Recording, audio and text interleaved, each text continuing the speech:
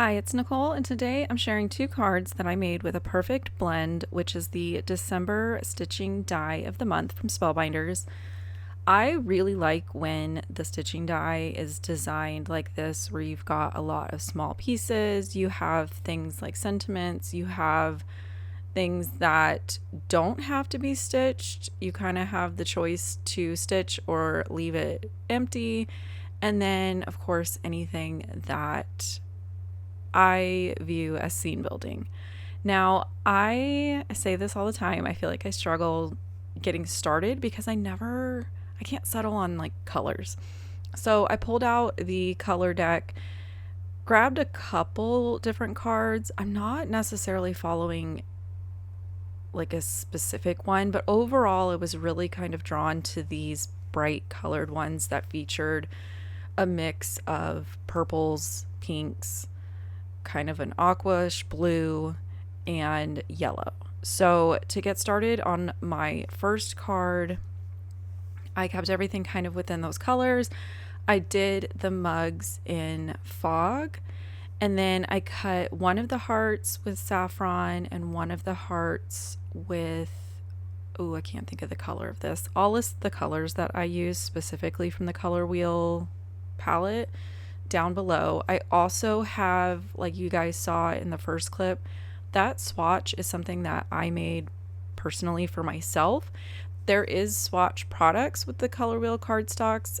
I just kind of prefer to see everything together at a glance. So basically I DIY'd a version like that, but I have a short video, and in that video in the description box is a link to where you can download that if that is something that you want as well. Now, my personal preference with stitching these, I like 3 strands of DMC and a size 22 tapestry needle, I believe. So the tip is not sharp. It just kind of goes through the holes really easily. And with stuff like this, I will take the time to cut up some foam adhesive into really small pieces. It just makes it easier to attach the layer that I have stitched onto the solid layer that I also die cut, so that basically you're not seeing the color of the mug through the stitching holes. I wanted it to really be that like purple cardstock, so that was why I cut the additional layer. And then I went ahead and did the same thing for the mug that's on the left, just used matching thread for that saffron color. And then I'm going to start assembling everything. I didn't use all of the pieces. I think I wasn't paying attention that there was some extra pieces that create like steam over the drinks. I just used the heart one. In hindsight, I should have cut some of the like more straight steam pieces and kind of tucked them above the mugs as well.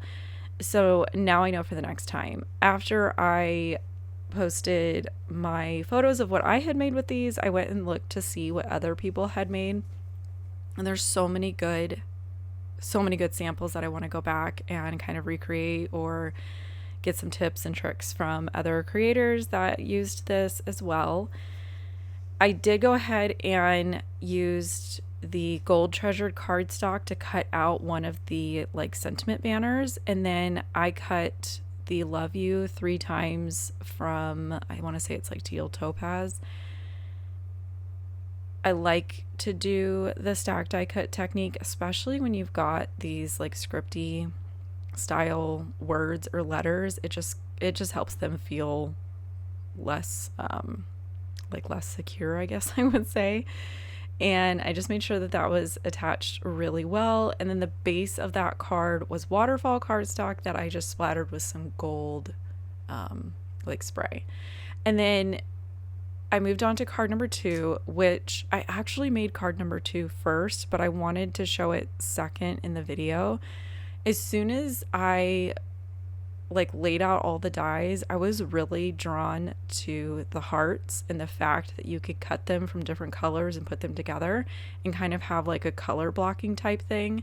So I took those same 6 colors that I had used in the first card, and I'm going to build like a grid on the front of this fog card panel. And I did like a dry run here where I just laid them out, kind of tried to play Sudoku with the different colors. I didn't want to cut more. Basically, I cut one of each side from the 6 colors, and it gave me the exact number that I needed.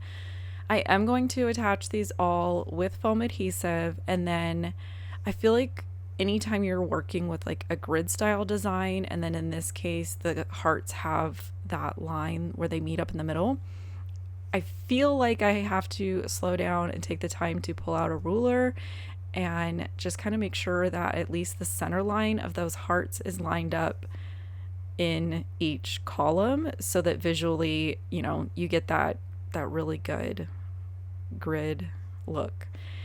So again, putting all of these on with foam adhesive, and then I used that same Love You die cut, did 2 layers with white cardstock. The top layer is the gold treasured cardstock. And then I'm not going to put foam adhesive behind that. It's a little fiddly. You can. I just did not want to fight with foam adhesive and cut a bunch of really small pieces. So what I'm going to do is just make sure I get a really good amount of liquid glue on the back of it and have it stick to those hearts that are lifted and essentially float on the front of the card. And I did put a little bit of weight on the top to help it dry, make sure it was going to dry flat. And then I did feel like it needed just a little something, so I'm going to grab some flat back gold like pearls. I think these are from Pink Brush Studio. And I'm just going to put like 2 of these in 3 different areas. I feel like this is, again, one of those just random things in crafting where arranging something like this, I second guess everything. So sometimes I have to just go full out, put the glue on the card, commit to where they need to go, and kind of move on. So with that, these are my 2 samples, again, with the December stitching die of the month. And I am going to leave you guys here. If you have any questions, leave them down below. I'll link everything in the description box as well. And I will catch you guys later. Bye.